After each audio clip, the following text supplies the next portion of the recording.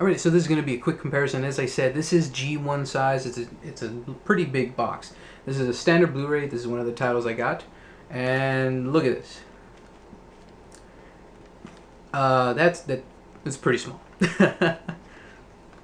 Much larger set, but in my opinion, I favor special edition, different stuff like this compared to steelbooks for the most part. As I said, I just wanted this set over the steelbook, not so much just because of the look of it, but I don't know, I just prefer slipcovers and slip boxes over steelbooks. That's just me, but for those of you who are steelbook aficionados of some type, that'll definitely probably be your goal to get your hands on one of those steelbooks. But anyways, since I've already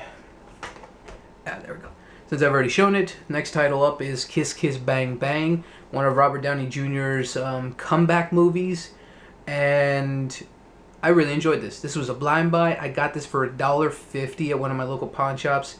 Nice lady gave me some good deals. There's a couple more titles I'll showcase that I got some good deals with. Originally, this was, I think, already on sale for like $4, but the lady was so kind at this particular pawn shop I went to. Heard of so many good things. Even she recommended the film as well, saying it was good. And I do enjoy Robert Downey Jr. for what he's done, whether it be the Iron Man films or the Sherlock Holmes movies. I've just really dug his performances, and I wanted to see more. But outside of the Iron Man stuff, I've heard Zodiac is also really good. I believe he was in that movie. If not, I got that completely wrong. But anyways, it's got some simple artwork on the inside like that, and sadly it's an ego case, but just a simple artwork right there. It's pretty cool. And Val Kilmer and Michelle Monaghan also do great jobs in this.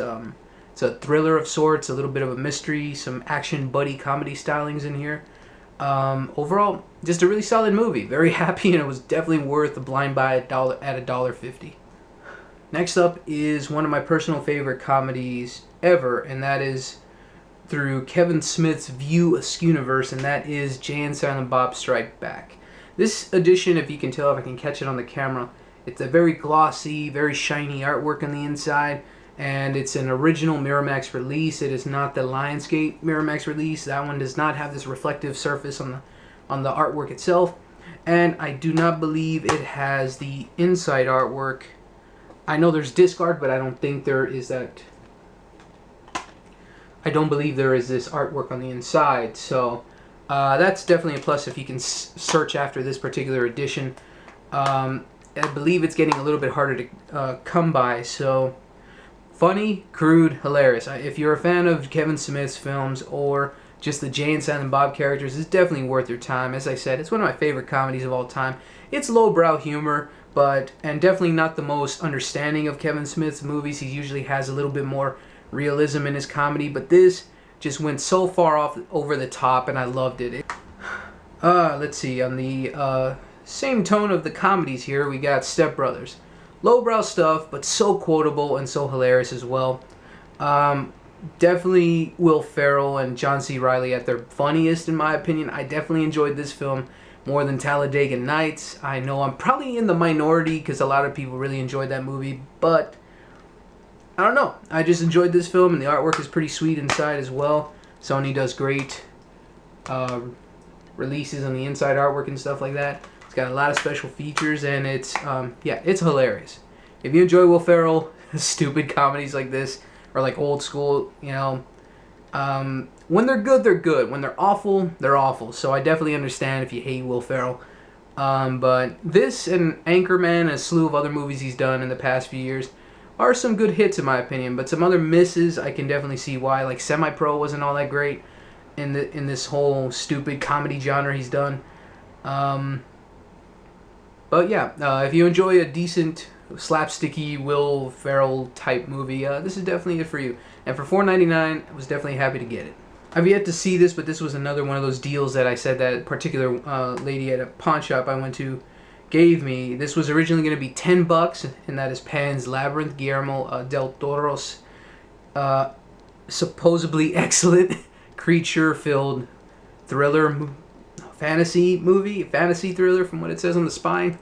I have nothing to say because I have not seen it, but I love Blade 2. I love the Hellboy films. I definitely cannot wait for Pacific Rim, and I've heard so many good things, and I do not mind a good Spanish film every once in a while. So this is definitely going to be worth checking out, and hopefully it will be awesome, because I got it for half price at $5. Speaking of Blade, I picked up this for free. With one of the titles which I'll showcase next, I had a credit accounted to me, and it was a $10 or less credit. At this local video store I go to. It is an amazing store. When I find good titles, you have to fill up your little card with 10 points or 10 signatures or whatever from the various employees when you buy stuff, and then when you get that whole little card filled up, you get a free $10 or less movie of your choice in the store. So this was my choice. Very happy to have it. I have Blade 2. Been trying to hunt this down for a while. It does not go down in price. I've seen it go for about 12 bucks here or there, and it was selling for $9.99, but I got it for free. So that is the best kind of purchase of a Blu-ray. The inside artwork, unfortunately, there is none. There is just, you can catch it on the camera there, the Blade text. And unlike the Canadian release, this does have the special features intact from the original DVD release, so that's pretty awesome. Definitely can't wait to revisit this. We'll get into the slip-covered stuff now. And as I said, I got the Blade for free after the final couple credits I needed. And after I purchased this movie here, Wreck-It Ralph, I ended up buying this for $27.99. The same price as you would get at Best Buy when it was first released, but I don't care. I love this movie. I've had it for about a week and a half, and I've already watched it 4 times. I love this lenticular slipcover. I love the artwork in the back as well. It's just such a fun and both nostalgic and new experience of a movie. I've enjoyed the characters. I love Wreck-It Ralph, Vanellope, Fix-It Felix, and Lieutenant Calhoun. I love all these characters and more. King Candy and all the great cameos from all these wondrous little game characters.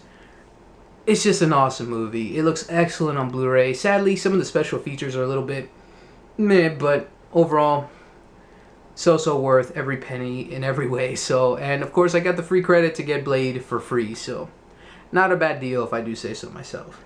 Next up, I picked up American Pie 2. I personally enjoy the first 2 American Pie movies. I needed Part 2 for sure. I already have Part 1. And they waned a little bit. Or quite a bit, actually. For the 3rd and 4th films, they're fine for what they are. But they just felt too sitcom-y for me. It's just, I don't know. These 2 films were about the teen craziness. They were supposed to be over the top and what sex comedies were about. This franchise brought that back into perspective on what the teen sex comedy is all about. And once they grew up, which is all fine and dandy, I liked the characters just fine even when they were older, but the antics were definitely childish and it just didn't fit in my opinion. But this one was just as funny as the original in my opinion. I thought it wasn't as good. It had enough memorable moments like the first one, and I thought it was a nice continuation of the story of the college life. So that's always fun to see.